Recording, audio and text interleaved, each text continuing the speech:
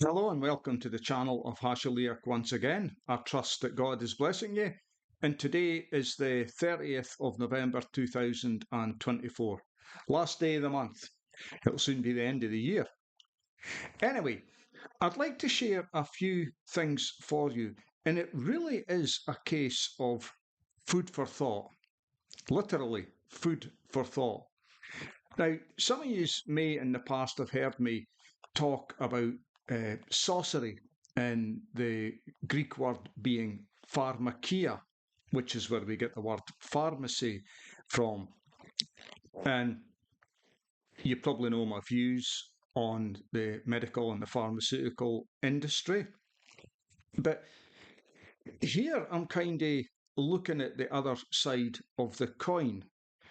And so to begin, I'm looking to share some scriptures with you from Genesis chapter 1 and Genesis chapter 2. And I think you'll find this quite interesting. It certainly opens the eyes a bit. But let me begin with the Complete Jewish Study Bible, Genesis chapter 1, verse 9. God said, "Let the water under the sky be gathered together into one place, and let dry land appear." And that is how it was. God called the dry land earth. The gathering together of the water he called seas. And God saw that it was good. God said, "Let the earth put forth grass, seed-producing plants, and fruit trees, each yielding its own kind of seed-bearing fruit on the earth." And that is how it was. The earth brought forth grass, plants, each yielding its own kind of seed, and trees, each producing its own kind of seed-bearing fruit. And God saw that it was good. So there was evening, and there was morning, a third day. So on the third day, we read about God separating the water under the sky. It says, "Let the water under the sky be gathered into one place, and let dry land appear." And that's how it was. So he says, God called the dry land earth, and the gathering together of the water he called seas. And he then says, "Let the earth put forth grass, seed-producing plants, fruit trees, each yielding its own kind." And so you get all these trees and plants and things growing from the earth, coming out of the ground. And he does that on the third day. But then in Genesis 1:26, it says, "Then God says, let us make humankind in our image, in the likeness of ourselves, and let them rule over the fish in the sea, the birds in the air, the animals, and over all the earth, and over every crawling creature that crawls on the earth." So God is now in the process of creating man, and he does that in Genesis 1:26. And then we jump forward to verse 29 in chapter 1. "Then God said, Here, throughout the whole earth, I am giving you as food." So speaking to the man, "Throughout the whole earth, I am giving you as food every seed-bearing plant and every tree with seed-bearing fruit. And to every wild animal, bird in the air, and creature crawling on the earth, in which there is a living soul, I am giving as food every kind of green plant." And that is how it was. Just as an aside here, think what it says there in verse 30. "And to every wild animal, bird in the air, and creature crawling on the earth, in which there is a living soul. In which there is a living soul. I am giving us food every kind of green plant." That's interesting, because many people say animals don't have souls, but you do a study on Genesis 1:30. That's a bit of an aside. It's not where I want to go, but it certainly jumped out at me as I looked at it. So God has created all the plants and the herbs and all these things that grow out of the earth. And then in Genesis 1:26, he creates man.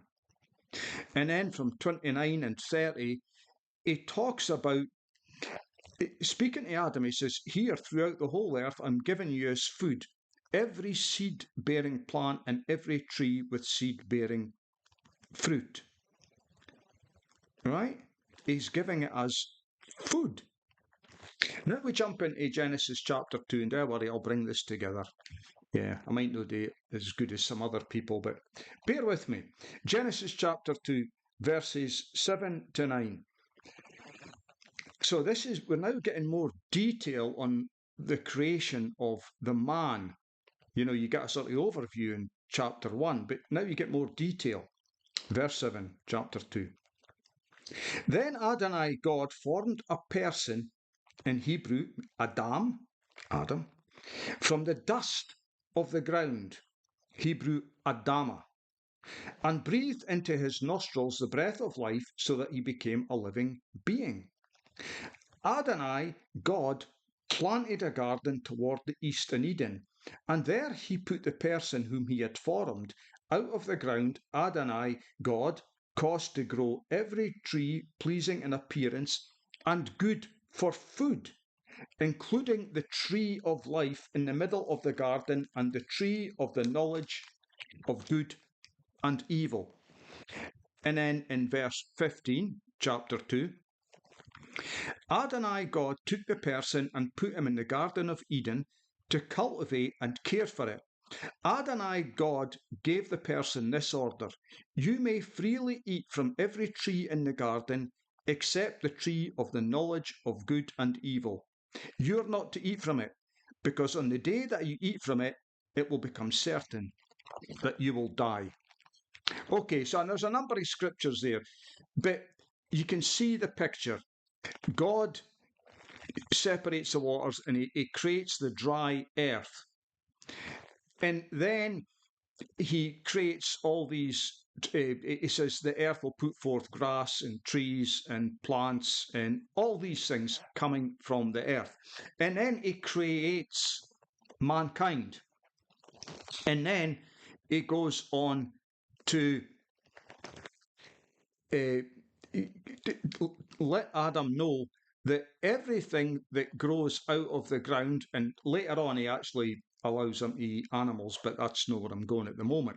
But these things that grow out of the ground, he says, it's good for food. This is good for food. Now, let me get my notes here because I want to be clear in what I'm saying. In Genesis 1:29, it talks about food. And you can do a Hebrew text analysis because it's good to check out what people are saying. The word used is okla, and it comes from the root akal. But it means, amongst other things, well-being. Well-being. It's good for you, and it is good to keep your body in good condition. This food, these trees, these plants that are coming out of the ground is very good for your well-being. And the word is okla. It's very interesting that these things, the plants, the trees, and whatever else, grow out from the earth, the dust of the earth, you could say. Interesting that God made man from the dust of the earth. Very, very similar. We come, you could almost say we've got the same background, the same source, same root, where we came from. Okay? Think about this. Very similar. And we have been given all these things to eat. And it's good for our well-being, to keep us in very good condition, to keep our bodies, our physical bodies, in the best of conditions. There's really no difference about where we came from. Now, I'm not saying we're the same as plants. This is not what I'm saying, so don't think that I'm going there. What I'm trying to do is to get people thinking. When God created our food, he created it from the same sort of background as he created mankind. And so it's almost like the two seamlessly go together.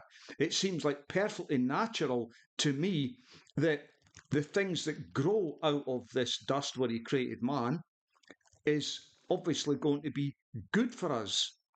Natural things. You've heard me talk about natural foods and natural cures and things like that. But it seems perfectly reasonable to me. Now, many people use natural substances for healing. Now, think along the lines of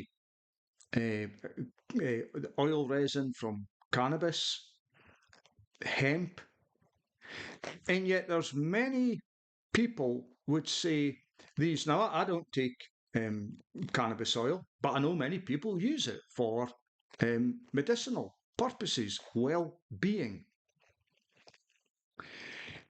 So think about this.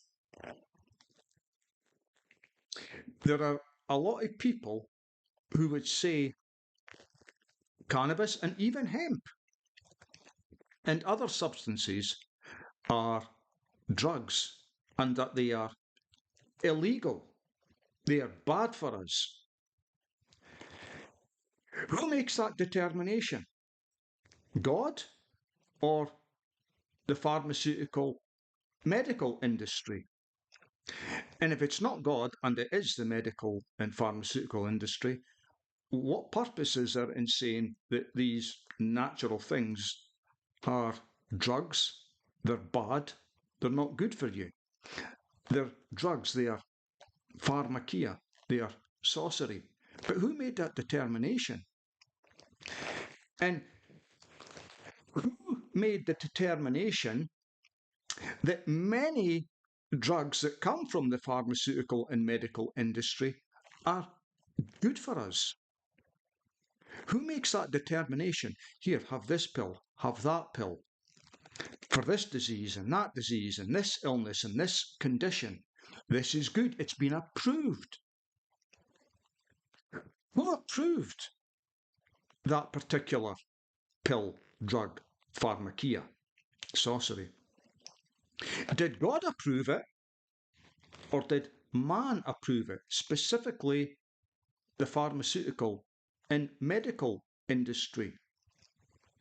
I'm getting a sense here that things are upside down.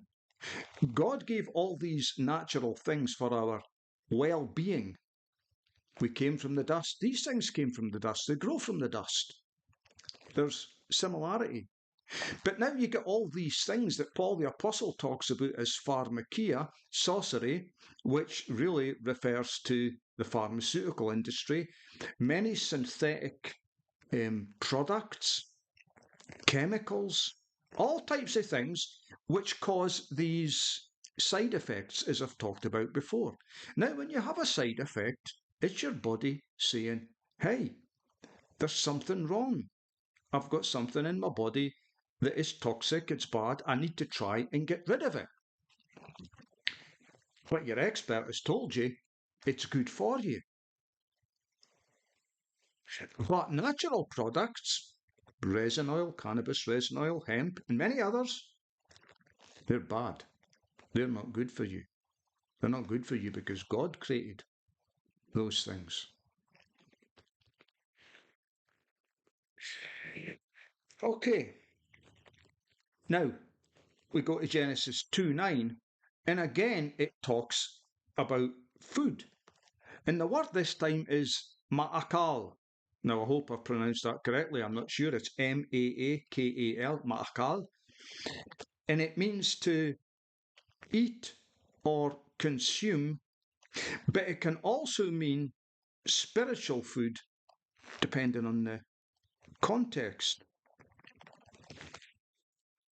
Spiritual food. That's interesting. God gives us physical food, which is good for us in the Garden of Eden. And then also in the same garden, it talks about a food that can be spiritual food. But in that same set of scriptures, it talks about you can eat everything, but don't eat of the tree of good and evil. because then you'll surely die. Because then you'll have forbidden knowledge. Knowledge that you're not meant to have, and it is most certainly not good for your spiritual development. You see, God walked in the garden with Adam and Eve. He walked in the garden. He gave them their spiritual food. He gave them everything that was required. He talked. He walked and talked with Adam. Spiritual nourishment, ma'akal. But he also gave them all this other food, okla, for your well-being, for your physical body. But don't eat of the tree of good and evil, because you'll surely die. Now, if you read the book of Enoch and you read about the fallen angels that came down to Mount Hermon, there was 3 specific things they gave to humans, but one of them was knowledge of the mixing of herbs, spices, drugs, various plants, because see, they can also be used for making concoctions which are not good. And these are the sort of things that we should not have knowledge of. Read the book of Enoch yourself like that. It's a fascinating book. But what I'm seeing here is I'm seeing God provide everything from the get-go in the Garden of Eden. Everything that was necessary for our well-being, for keeping us healthy, grew from the earth, from the dust, just exactly where we came from. Similarities. So it's almost like a blending, having the same background. These things are going to be good for you. They won't cause you harm. And God also provided the spiritual food. He walked and talked with Adam. Here's your physical food, and here's your spiritual food. So these are just some insights that I wanted to share with you. I hope it makes sense. And if it doesn't make sense, just write a comment and say, what a lot of garbage that is. You know, you want to offend me. But just be pleasant with it. Didn't go calling me names and things like that. I think that's very, very interesting. And I think it's also good evidence for natural means, not just for our food, but for our medicine as well. And God provided the whole lot, all the way back in the Garden of Eden. Food for the body, food for the soul. Remember what I said earlier on? Check out that scripture. Souls and things other than humans. Worth a study. I might even look into it myself. So anyway, friends, may the Lord bless you. Until next time.